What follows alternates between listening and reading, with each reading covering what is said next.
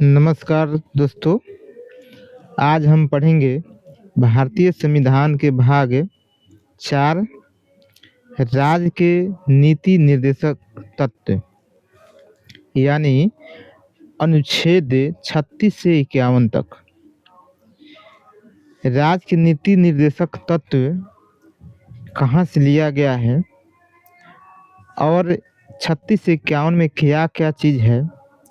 बहुत ही महत्वपूर्ण यह सब्जेक्ट है जिसको हम डीपीएसपी के नाम से भी जानते हैं शॉर्ट रूप में।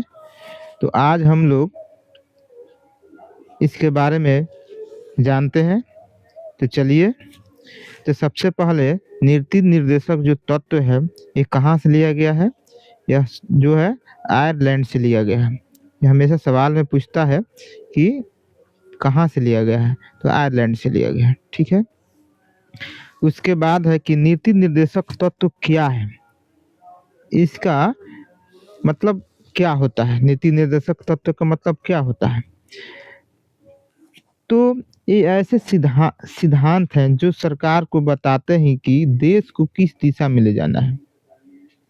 ठीक है।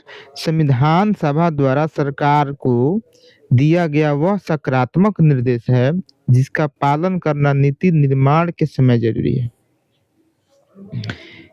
सबसे पहला बात है कि इसको आप न्यायालय में भी चैलेंज नहीं कर सकते हैं, इसको लागू आप नहीं करा सकते हैं। सरकार अपने नीति का निर्माण के समय में इसको समाहित करता है। ठीक है। सबसे महत्वपूर्ण बात है कि यह अपरिवर्तनीय है। ठीक है। विधिक रूप से यानी कानूनी रूप से जो है यह अपरिवर्तनीय है और ये भाग 4 से लिया गया है। ठीक है। भाग 4 में हम लोग पढ़ते हैं नीति निर्देशक तत्वों के बारे में। ठीक है। आगे इसको हम लोग देखते हैं अनुच्छेद जो है इसमें कहाँ से कहाँ तक पढ़ना है। तो अनुच्छेद यहाँ देखिए 36 से 51 तक, 36 से 51 तक इसके बारे में हम लोग पढ़ेंगे 1 बाई 1 करके। चलते हैं अगला हम लोग अनुच्छेद की तरफ। पहला अनुच्छेद है आर्टिकल 36। आर्टिकल 36 क्या कहता है। आर्टिकल 36 कहता है कि राज्य की परिभाषा इसमें दी गई है। आर्टिकल 36 में राज्य की परिभाषा है। ठीक है। उसके बाद आर्टिकल 37 क्या कहता है। आर्टिकल 37 बहुत ही महत्वपूर्ण है। आर्टिकल 37 कहता है कि नीति निर्देशक तत्व अदालत में लागू नहीं कराए जा सकते हैं। ठीक है।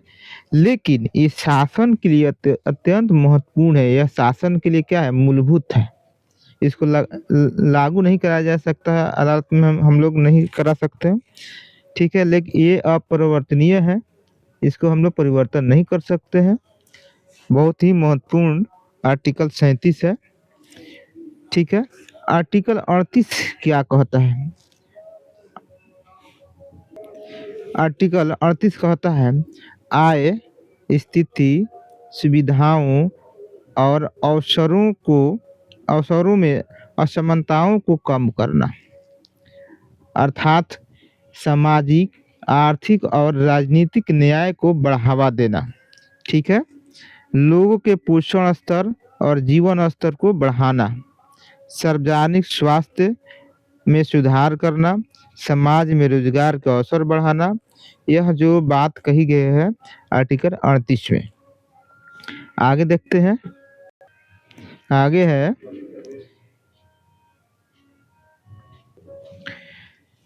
आर्टिकल 39 से क्या कहता है। आर्टिकल 39 कहता है कि समान वेतन, संसाधनों का समान वितरण, बच्चों और महिलाओं की सुरक्षा, यह अनुच्छेद 39 में कही गई है। 39A में क्या कही गई है। 39A में क्या कही गई है कि राज्य के स्त्रियों एवं पुरुषों को आजीविका के साधन उपलब्ध कराना। 39A में कहा गया है। 39B में क्या कहा गया है, देश के संसाधनों का जनहित में प्रयोग करना। और आर्टिकल 39C में क्या कहा गया है, आय, संपदा का संकेंद्रण नहीं करेगा। और 39 के डी में क्या कहा गया है, स्त्रियों व पुरुषों का समान कार्य के लिए समान वेतन दिया जाएगा। ठीक है। और 39 ई जो है राज्य के नागरिकों के स्वास्थ्य की रक्षा करेगा, 39 ई में कहा गया है। और 39 के एफ में क्या कहा गया है, ये राज्य बचपन और यौन को शोषण से बचाएगा। ठीक है, आर्टिकल 39 एफ में कहा गया है। तो यह 39 के जो 6 आर्टिकल भी है, उप आर्टिकल जो जिसको बोलते हैं, ये बहुत ही महत्वपूर्ण चीज है। आगे देखते हैं दोस्तों, आगे क्या है, आर्टिकल 40 क्या कह रहा है। आर्टिकल 40 कहता है ग्राम पंचायतों की स्थापना। ठीक है, आर्टिकल 40 में ग्राम पंचायत की स्थापना की बात कही गई है। और आर्टिकल 41 क्या कहता है कि काम, शिक्षा और सार्वजनिक सहायता का प्रावधान होना चाहिए, यानी कि कुछ दशाओं में काम पाने का अधिकार भी हो, वृद्धावस्था, बेरोजगारी या दिव्यांगता की बात कही गई है आर्टिकल 41 में। आर्टिकल 42 क्या कहता है कि मानवीय कार्य दशाएं और मातृत्व सहायता, यानी कार्य संगत, ठीक है, कार्य संगत मनोचित दशाओं से परिपूर्ण प्रसूति सहायता, विशेषकर मानवीय मतलब मातृत्व सहायता जो होता है वो प्रसूति से संबंधित है, महिलाओं के लिए है। ठीक है, आर्टिकल 42। और आर्टिकल 43 क्या कहता है कि निर्वाह, मजदूरी, लघु एवं कुटीर उद्योगों का विकास होना चाहिए, यानी आर्टिकल 43 के तहत है मजदूरों को जीवन यापन योग्य वेतन देना। ठीक है, ताकि मजदूर अपन जीवन यापन कर सके, यह बात जो कही गई है 43 में कहा गया है। आर्टिकल 43 ए में क्या कहा गया है, उद्योगों के प्रबंधन में श्रमिकों की भागीदारी होना चाहिए। जो भी लघु एवं कुटीर उद्योग स्थापित हो उसमें श्रमिक का भी भागीदारी होनी चाहिए, आर्टिकल 43 कहता है। और आर्टिकल 43 बी क्या कहता है, 43 राज्य सहकारी संस्थाओं का विकास करेगा। राज्य जो है सहकारी जितनी भी संस्था है उनका सबका विकास करेगा राज्य सरकार। तो आर्टिकल 43 बी यही कहता है। आगे देखते हैं,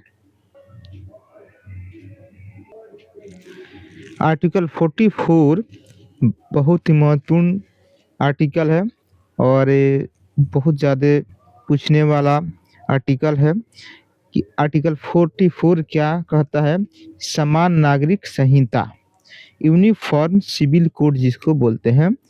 ठीक है, राज्य एक समान नागरिक संहिता लागू करेगा और यह लागू करने वाला पहला भारत का राज्य कौन सा है, उत्तराखंड है। ठीक है, उत्तराखंड है। ठीक है, और आर्टिकल 45 क्या कहता है, आर्टिकल 45 कहता है 6 वर्ष तक के बच्चों की प्रारंभिक देखभाल। ठीक है, 6 वर्ष से कम आयु के बच्चों को राज्य सरकार निःशुल्क शिक्षा एवं पोषण की व्यवस्था करेगी। ठीक है, आर्टिकल 45 में है। इसके बाद नीति निर्देशक तत्वों के आर्टिकल 46 क्या कहता है, आर्टिकल 46 कहता है कि राज्य अनुसूचित जाति एवं जनजाति और दुर्बल वर्गों के सामाजिक, आर्थिक और शैक्षणिक कल्याण के लिए कार्य करेगा। इसमें जो है विशेष रूप से अनुसूचित जाति और अनुसूचित जनजाति या दुर्बल जो भी लोग हैं उनका सामाजिक और आर्थिक या शैक्षणिक विकास करना आर्टिकल 46 कहता है। और सबसे महत्वपूर्ण आर्टिकल एक और है, आर्टिकल 47 क्या कह रहा है कि राज्य पोषण के स्तर को ऊंचा उठाएगा एवं जितने भी मादक पदार्थ है उनके उत्पादन एवं बिक्री पर प्रतिबंध लगाएगा। ठीक है, आर्टिकल 47 के तहत ही बिहार में शराबबंदी है। ये याद रखिएगा, अगर प्रश्न पूछ दिया जाए कि बिहार में जो शराबबंदी लगा है वह किस आर्टिकल के तहत है लगा हुआ है, तो आर्टिकल 47 के तहत। ठीक है, और 47 में एक और भी बात कहा गया है कि पोषण और लोक स्वास्थ्य में सुधार। ठीक है, आगे देखते हैं। देखिए आर्टिकल 48 हम लोग पढ़ेंगे। आर्टिकल 48 जो है बहुत महत्वपूर्ण आर्टिकल ये भी है और इससे कई बार परीक्षाओं में प्रश्न पूछा गया है। 48 क्या कहता है? कृषि और पशुपालन का संगठन। ठीक है, और क्या कहता है कि राज्य कृषि एवं पशुपालन का विकास करेगा तथा दुधारू जीव जंतु विशेषकर गाय के वध का निषेध करेगा। ठीक है, इसमें आर्टिकल 48 में कहा गया है। और 48 ए में क्या कहा गया है? क्या कहता है? पर्यावरण संरक्षण। ये बहुत ही महत्वपूर्ण चीज है। ये भी सवाल में कई बार पूछ चुका है कि पर्यावरण संरक्षण किस आर्टिकल के तहत आता है। तो किस आर्टिकल के तहत आता है पर्यावरण संरक्षण? तो आर्टिकल 48 ए के तहत आता है। ठीक है, ये क्या कहता है कि राज्य पर्यावरण का, जिसके अंतर्गत वन, पहाड़, झील, नदियां इत्यादि आते हैं, उसका संरक्षण करेगा।